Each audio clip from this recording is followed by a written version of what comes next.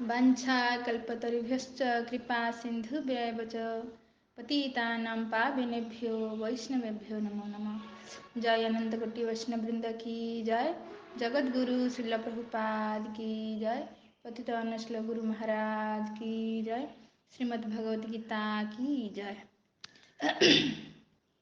तो बहुत बहुत धन्यवाद समस्त को। तो आज रही सकाଳେ सकाଳେ साधुसंग प्रोग्राम रे आपण समस्त ढेर सारा शुभकामना शुभेच्छा। तो आम गीता पढ़ी पढ़ी आज पंचम अध्याय पहुँची गले। तो पंचम अध्याय ना है कृष्ण चेतना रे कर्म। तो एबे अर्जुन को प्रश्न रे पुणी आरंभ हब गीता। तो अर्जुन प्रश्न कहीं पचार कौन अर्जुन बुझी पारु नाहंती? अर्जुन सब बुझी किंतु आम भलिया मूर्ख को ताकि भगवान उत्तर देवे। तो आम केते टाइप रो लोक संसार अछंते ना। तो से पे कहारी आ संशय किछि जेमति न रहू। तो से पे अर्जुन का द्वारा भगवान ही प्रश्न करूचंती ताकि भगवान उत्तर देवे। आगे जाकि कौन सी व्यक्ति जमी संशय रही। तो वास्तविक आम जदि भागवत देखा भगवत गीता देखा जिते आम यही जिज्ञासा करूँ भगवान को लेकिन तो तांको कहुई बुद्धिमान। संसार आम तो बहुत किसी जिज्ञासा करुचु किंतु भगवान को केंद्र करके जिज्ञासा करूनु। संसार को लेकिन जिज्ञासा करुचु। तो जिते आम भगवान को लेकिन जिज्ञासा करूँ तो कहते तार बुद्धि भी व्यवस्थित हो जाए। जमी भागवत देखा सुखदेव गोस्वामी परीक्षित महाराज कहते जे एवं व्यवस्थिता बुद्धि समाराय मनोरुद्धि जजाप परम जापम पुनर्जन्म सुशिक्षितम। तो कौन है जितेबाला आम बुद्धि केतले व्यवस्थित होची जितेबाला आम जन्म मृत्युर जिज्ञासा करुचे आम जीवन कहीं पुनर्जन्म है कौटिकी जावा केबे जिज्ञासा कहारी आसुची। हाँ तो आम जीवन में केबे जिज्ञासा अच्छे जदि आम देखुचे समस्ते मरवे दिने मुझे मरबी तो मृत्यु हो कौटिकी जीवी मोर पुनर्जन्म कौटी हम केबे जीवी जो यही जिज्ञासा करे तो आम माने एवं व्यवस्थित बुद्धि से आम बुद्धि व्यवस्थित रूप से रुहे। हाँ एबे ठीक ठिकाण आसिला एबे सब उत्तर मिल। तो आम जदि संसार विषय जिज्ञासा करुचे तो ये संसार असत्य। शरीर जदि शरीर को लेकिन जिज्ञासा करुचे शरीर भी असत्य। किंतु जिते भगवान को लेकिन किसी जिज्ञासा करुचे जेहेतु भगवान सत्य तेबे आम सही ठिकाण आम बुद्धि एवं सही ठिकाण अच्छी। तो से अर्जुन एवं सुंदर सुंदर जिज्ञासा करेंगे जहाद्वारा कि भगवान सुंदर उत्तर देवे। तो अर्जुन को जिज्ञासा कौन थिला जे आपण मते कहले कौन कर्म त्याग कर। द्वितीय अध्याय आम देखिए 51 श्लोक कहले कर्मजा बुद्धिजुक्ता ही फलम त्यक्त्वा मनीषिण। हाँ बुद्धिमान बुद्धिजुक्त होकि कर्मफल को त्याग कर सेठी कहले। पुणी तृतीय अध्याय भगवान कौन कहले जी कर्म त्याग कर से पूर्ण शांति रे अछि। कर्म त्याग कर माने सी बस आउ ताकू किछि कर्म करिया दरकार नहीं। तो भगवान आपण गोटे जगार कहते कर्म त्याग कर पुणी एबे कहले भक्ति जगरे कर्म कर तुम कौन करमी भला है कि नहीं। तो कर्म त्याग करिया माने भगवान ये कौन कहते भौतिक कर्म त्याग कर। भौतिक कर्म त्याग माने तुम निज पई जो कर्म करुतलो सेई एटी भाव को त्याग कर। कर्म कर्म त्याग कर माने तुम जो निज पई कर्मटा करुतलो सेई कर्मटा को त्याग कर। तुम कहीं से तुम बंधन पड़ू बंधन लगुच। तुम जो निज पई कर्म करुच तो से तुम पाप होउची पुण्य होउची। तो पाप पुण्य हवा द्वारा तुमको बंधन लगुच जहाद्वारा पुणी तुम से पाप कर्मर फल को भोग करने पुणी तुम जन्म होच मरुच जन्म होच मरुच। तो भगवान यही चाहती भगवान कौन चाहती कर्म कर किंतु भक्ति जगरे मो पाई कर्म कर। तो यही कथाटा ही सार सार आसो कहीं सारा संसार देखुना क्या कर्म कर भगवान तो साइड रे भगवान को जना ही नहीं भगवान किए कौन तांको कर्म करिया। तो सारा संसार आम निज कर्म करुचे निजर फैमिली बास यहीटा ही आम संसार आम भावी नहींचे क्षणिक संसार क्षणिक रिश्ता क्षणिक जो आम रिलेसन जो रही परिवार को लेकिन। तो ये केते जन्मर केते परिवार बदली तार हिसाब नहीं। जेठू भगवान आम समस्त को आत्मा को सृष्टि करठू आम केते परिवार बदली तार हिसाब नहीं।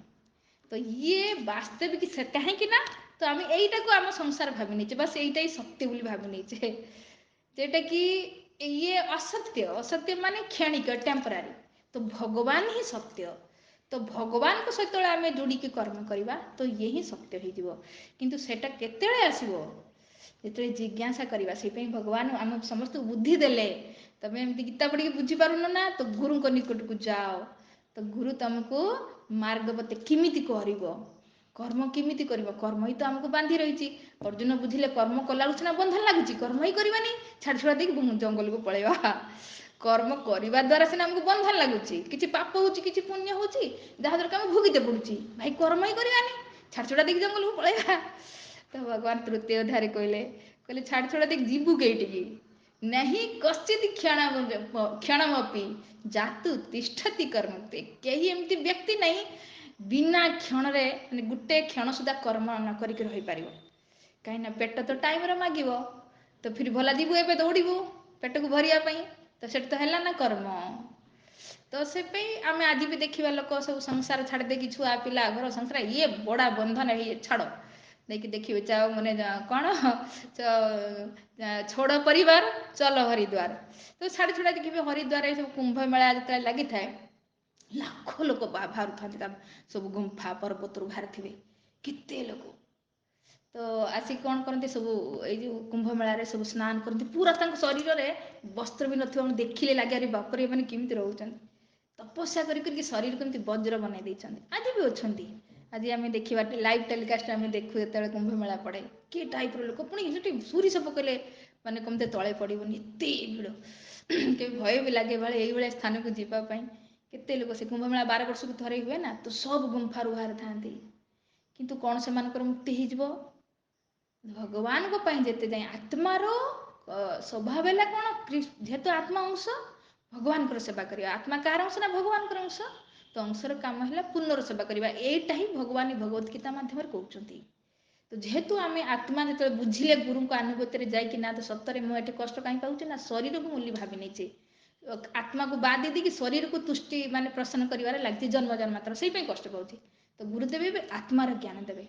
तो चतुर्थ अध्याय जो आम पढ़िले कौन दिव्य ज्ञान लिखाई दिव्य ज्ञान माने कौन आमर गोटे प्रश्न थिला रही जाता दिव्य ज्ञान क्या कह जाए ये लास्ट प्रश्न थिला माने आत्मा और परमात्मार ज्ञान को दिव्य ज्ञान कह जाए ये ज्ञान को स्कूल कॉलेज रे दिया जाउनी तो आत्मा को बुझारे अच्छे मु तो आत्मा ही शरीर रूपक जेल रे बंद है ना शरीर गोटे मान गोटे कैद खाना आ भितर में बंद पिंजरा रे बंद तो बस एठू बाहर गुरुदेव उपाय कहे अरे अनेक जोनी रे सब आत्मा कैद अच्छा बाघ 84 लाख शरीर बाघ सिंह हाथी घोड़ा केते प्रकार शरीर तार भितर भी से आत्मा कैद अच्छे किंतु से बाहरी पारे चाहिए ये मनुष्य शरीर को आसवाक पड़ो एबे आमे पाइचे आमर सौभाग्य कौन आमको मनुष्य जीवन मिल जाइए तो बास एठू तुम बाहर बाहर कर्म कर तुम कर्म कर फसवाई कर्म कर कहीं शरीर को मुझे भावी नहीं बस शरीर को तुष्टि करने कहीं मद्यपान कले तो कहीं मांसाहार कले कहीं परस्त्री गमन कले केवल भापर लगिच पुणी बंधन हाँ तो से तुम कर्म बंधन मुक्त है कौन करने पड़ो इंद्रिया जो निजपाई कर्म कर बास भगवान कहीं तुम आत्मा तो ये गुरुदेव बुझेबे आमको प्रैक्टिकल करके तो भगवान चतुर्थ अध्याय कहले तो यहीटा है दिव्य ज्ञान हाँ आत्मार ज्ञान आत्मा केमिति शरीर भितर फसीची एठू केमिति बाहर तार उपाय आ भगवान किए जदि यही भगवान किए आत्मा किए केमिति आत्मा भगवान को पाइबो ए तीनटा वस्तु जदि ज्ञान जानीगले वास्तविक आम दिव्य ज्ञान ही पाइगले यहाँ ही दिव्य ज्ञान तो यहीटा कहला पर भी एबे अर्जुन संध्यारे पड़िचंती तो कौन करवा ताले आपण कर्म त्याग करने कथा कहते पुणी एवं कर्म भक्ति जोगे कर्म करने कथा कहते कौटा श्रेयस्कर तो भगवान कह कर्म त्याग माने तुम जो निजपाई करुल से कर्मटा को मुझे त्याग करने कहूँ कहीं निजपाई करने द्वारा कर्म कौन हो बंधन बंधन रे तुम पड़ुच कहीं कर्म करियो माने तुम द्वारा किसी पाप हम कि पुण्य हम एटा निश्चित तुम किसी दर माने यज्ञ करुच व्रत उपासना प्राय लोक करुँच कि ना आ कि पुणी सकाळ उठिक पाप भी करुच तो पाप पुण्य चलती जहाँद्वारा कि तुम बंधन पड़ुच पुणी जन्म हो किए देख आम ये जन्म द्वारा देखा डेली जन्म होती ना तो किए कोटिपति घरे जन्म हो तो किए रास्ता कड़े है ना जन्म होती मनुष्य पशुपक्षी छाड़ तो ये गोटे बंधन ना कर्म से कौन पुण्य करता जहाँद्वारा कि धनी घर जन्म हो ये कौन पाप करता कि दान पुण्य करनी तो रास्ता कड़े खाइते भी दीटा ना ये सब कर्मर बंधन ତେଣୁ ତୁ ଏବେ ନା ପୁଣ୍ୟ କର ନା ପାପ କର, ବାସ୍ ଭକ୍ତି ଯୋଗରେ କର୍ମ କର। ତ୍ୟାଗ ମାନେ ନିଜ ପାଇଁ ଆଉ କର୍ମ କରନା, ସେଇଟାକୁ କର୍ମ ତ୍ୟାଗ କହୁଛନ୍ତି। ତେବେ ନିଜ ପାଇଁ ଯେଉଁ କରୁଥିଲୁ ସେଇ କର୍ମଟାକୁ ତ୍ୟାଗ କର। ଏବେ ତୁ କ'ଣ କର? ଭକ୍ତି ଯୋଗରେ କର୍ମ କର। ଭକ୍ତି ଯୋଗରେ ମାନେ ମୋ ପାଇଁ କର। ଭକ୍ତି ମାନେ ପ୍ରେମପୂର୍ଣ୍ଣ ସେବା। ଯେତେବେଳେ ଆମେ ବୁଝିଗଲେ ଆମେ ଭଗବାନଙ୍କର, ତ ବାସ୍ ଏବେ ଗୁରୁଦେବ ଶିଖେ ଭଗବାନ ପାଇଁ କର୍ମ କର। ଫିର୍ ନା ତୋତେ ଆଉ ପୁଣ୍ୟ ନା ପାପ କୌଣସି ବନ୍ଧନ ତୁମକୁ ଲାଗିବ। ତ ଯେତେବେଳେ ଆମେ ଏଇ କର୍ମ କରିବା ତ ଫିର୍ ଆମେ ଏଇ କର୍ମ ବନ୍ଧନରୁ ମୁକ୍ତ ହେଇପାରିବା। ତ ବନ୍ଧନରେ ପଡ଼ିଛେ ବୋଲି ସଂସାରରେ ଆମେ ବାର ବାର କଷ୍ଟ ପାଉଛେ ନା। ସବୁଠୁ ଦୁଃଖ କ'ଣ? ଆମ ବନ୍ଧନ। ଦୁଃଖ କ'ଣ? ଆମ ଯଦି ପ୍ରାକ୍ଟିକାଲି ଦେଖିଯାଏ ଆମ ଦୁଃଖର କାରଣ ହେବ ବନ୍ଧନ। ଆତ୍ମା ଏବେ ଶରୀର ରୂପକ ବନ୍ଧନରେ ଅଛି। ଏଠି ବୁଢ଼ାପା ଆସିବ, କଷ୍ଟ ପାଇବ, ପୁଣି ମୃତ୍ୟୁ କଷ୍ଟ ପାଇବ, ବିମାରୀ ରୂପରେ ଆମେ ସମସ୍ତେ କଷ୍ଟ ପାଉଛେ। ପୁଣି ଯେତେବେଳେ ଜନ୍ମ ହେବା ତ ଭଗବାନ ପାଇଁ କର୍ମ କରିନେ ପୁଣି ଜନ୍ମ ହେବା, ମା ଗର୍ଭକୁ ଯିବା, ମା ଗର୍ଭର ପୁଣି ସେଠି 9 ମାସ ଉଲ୍ଟା ଲଟକିକି ଛୋଟ ଛୋଟ କୁର୍ମି କାମୁଡ଼ୁଥିବେ, ଲେଟ୍ରିନ୍ ପିସାବର ଗନ୍ଧ। ତ ଫିର୍ ସେଠି ମା ଯେ ଗରମ ଚଟପଟା ଖାଇବ, ସେ ଯେଉଁ ଶରୀର ପଡ଼ିବ, ରେ ବାପରେ ତା କହନ୍ତି 40,000 ବିଛୁ କାମୁଡ଼ିଲେ ଯେଉଁ ପେନ୍, ସେଇଭଳିଆ କଷ୍ଟ ପାଇବା। ଏତେ ବନ୍ଧନରେ ଥିବା, ବିରାଟ ବନ୍ଧନ। ଭଗବାନ ପ୍ରାର୍ଥନା କରୁଥିବେ, ପ୍ରଭୁ ଏଠୁ ବାହାର କର, ତମର ଭଜନ କରିବା, ଆଉ ଏଠିକି ଆସିବାନି। କିନ୍ତୁ ସଂସାର ଆସି ସବୁ ଭୁଲିଗଲେ, ଚାକଚକ୍ୟ ଦେଖିବେ, ଆଉ ଖାଅ ପିଅ ଏସ୍ କର, ମସ୍ତି କର। ତ ଇଏ ସଂସାର ଚାଲିଛି। ତ ସେଇପାଇଁ ସଦ୍ଗୁରୁଙ୍କ ଶରଣରେ ଆମେ କେତେ ଭାଗ୍ୟବାନ। ପ୍ରକରଣରେ ଆସିକି ପ୍ରଭୁପାଦଙ୍କ ଆଶ୍ରୟରେ ପହଞ୍ଚି ଯାଇଛେ। କେତେ ସୁନ୍ଦର ଭଗବତୀ ଗୀତାକୁ ବୁଝେଇଛନ୍ତି। ବାର ବାର ସେଇ କଥା କହୁଛନ୍ତି, କୃଷ୍ଣ ଚେତନାରେ କର୍ମ କରିବା। તે ପଞ୍ଚମ ଅଧ୍ୟାୟର ସାର ଇଏ, କୃଷ୍ଣ ଚେତନାରେ କର୍ମ କର, ଫିର୍ ତୁମକୁ ବନ୍ଧନ ଲାଗିବନି। ନା ତୁମେ ଜନ୍ମ ହେବ ନା ଫିର୍ ମରିବ, ସିଧା ବୈକୁଣ୍ଠ। ତ ଆମେ ସମସ୍ତଙ୍କର ଏଇ ଆଶା। ତ ଆପଣମାନେ ଆସିକି ଯୋଡ଼ି ଯାଉଛନ୍ତି, ବହୁତ ମାନେ ଆପଣ ନିଜକୁ ଭାବିବେ। ତ ଯେମାନେ ବି ଆପଣଙ୍କୁ ସମ୍ପର୍କ ଆସନ୍ତୁ, ଆଣନ୍ତୁ ଏମାନଙ୍କୁ। ଆଜି ମନୁଷ୍ୟ ଜୀବନ କେତେ ସୁନ୍ଦର ଗୋଟେ ଚାନ୍ସ ମିଳିଛି, ନଷ୍ଟ ହେଇଯାଉଛି। ସେମାନେ ବୁଝି ପାରୁନାହାନ୍ତି, ଭାବୁଛନ୍ତି ଏଇଠି ଚକାଚକି ଆମକୁ ମିଳିଗଲା ଆମେ ଖୁସି। କେତେ ଦିନ? ଥରେ ବି ଆମେ ବିଚାର ବି କରୁନେ। ଇଏ ହାତରୁ ଦିନେ ଯିବ ଲୋ ବାବା, ଇଏ ଶରୀର ବି ଭଗବାନ ନେଇଯିବେ। ଶରୀର ଦ୍ୱାରା ସାଧନା କରିକି ଭଗବାନଙ୍କୁ ପାଇବା ପାଇଁ ଏତେ ସୁନ୍ଦର ମୌକା ମିଳିଛି, ତାକୁ ଫାଇଦା ଉଠାଇବା ଦରକାର। ଠିକ୍ ଅଛି, ସମସ୍ତଙ୍କୁ ବହୁତ ବହୁତ ଧନ୍ୟବାଦ। ଆପଣ ଏମିତି ଆସନ୍ତୁ, ଯୋଡ଼ନ୍ତୁ ଆପଣଙ୍କର ରିଲେସନ୍, ଯିଏ ବି ଆପଣଙ୍କର ସାଙ୍ଗସାଥି, ପଡ଼ିଶା, ରିଲେଟିଭ୍, ଯେମିତି ନେଇକି ଆସନ୍ତୁ। ଭଗବତୀ ଗୀତାକୁ ବୁଝନ୍ତୁ ଆଉ ମନୁଷ୍ୟ ଜୀବନକୁ ସଫଳ କରାନ୍ତୁ। ଠିକ୍ ଅଛି, ହରେ କୃଷ୍ଣ କୃଷ୍ଣ କୃଷ୍ଣ ହରେ ହରେ, ହରେ ରାମ ରାମ ରାମ ହରେ ହରେ। ତ ଏଇ ଶ୍ଲୋକରେ ଆଉ ଯଦି କାହାର କିଛି ପ୍ରଶ୍ନ ଥାଏ ତ ପଚାରିପାରିବେ। ଠିକ୍ ଅଛି, ହରେ କୃଷ୍ଣ।